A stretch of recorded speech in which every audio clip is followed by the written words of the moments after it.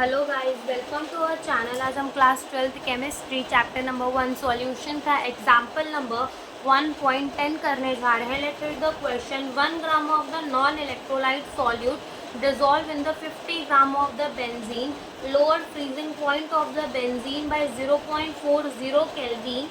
The freezing point depression constant of the benzene is 5.12 Kelvin kg per mole. Find out the molar mass of the solute. यानी कि इस question में हमें given क्या क्या है पहले हम वो लिख लेते हैं। तो हमें सॉल्यूट बोला और सॉल्यूट को हम कैसे रिप्रेजेंट करते हैं, 2 से रिप्रेजेंट करते हैं। तो जो वेट हमें गिवन है सॉल्यूट का वो गिवन है 1 ग्राम, और जो हमें वेट ऑफ सॉल्वेंट गिवन है वो गिवन है 50 ग्राम, और हमको जो डेल्टा TF गिवन है वो कितना गिवन है 0.40 केल्विन गिवन है, और जो हमें freezing point depression constant KF given है वो कितना गिवन है 5.12 केल्विन kg पर मोल गिवन है। और हमको फाइंड करने क्या कहा है, मोलार मास फाइंड करने का है। नाउ जो हमारा डेल्टा TF होता है वो किसके बराबर होता है, हमारा डेल्टा TF होता है KFM के बराबर। ओके, और हम इस फॉर्मूले को एक्सपांड करें तो delta TF is equals to KF। Molality क्या होती है, मोल्स ऑफ सॉल्यूट अपॉन में mass of the solvent in the kg। ठीक है, ये हमारी मोलालिटी होती है।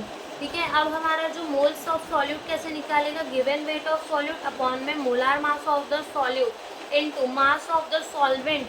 मास ऑफ द सॉल्वेंट किसमें, kg में, तो mass of the solvent kg में चाहिए हमें, लेकिन हमें क्वेश्चन में गिवन है ग्राम में, तो ऊपर मल्टीप्लाई बाय 1000।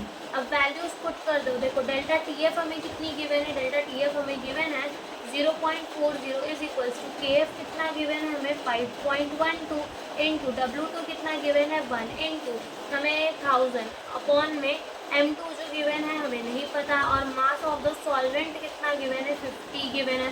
0 से 0 को काट दो, अब इधर से पॉइंट हटाओ, नीचे क्या आ जाएंगे 2 0, अब इस 0 से ये 0 कट गया।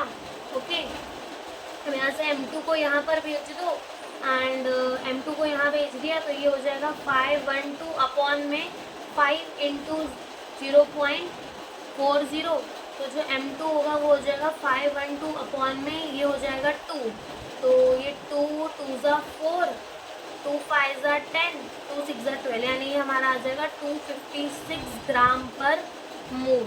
तो ये molar mass of the solute आ गया। यही हमसे इस क्वेश्चन में पूछा था, हमारा आंसर आ चुका है। Thank you for watching the video.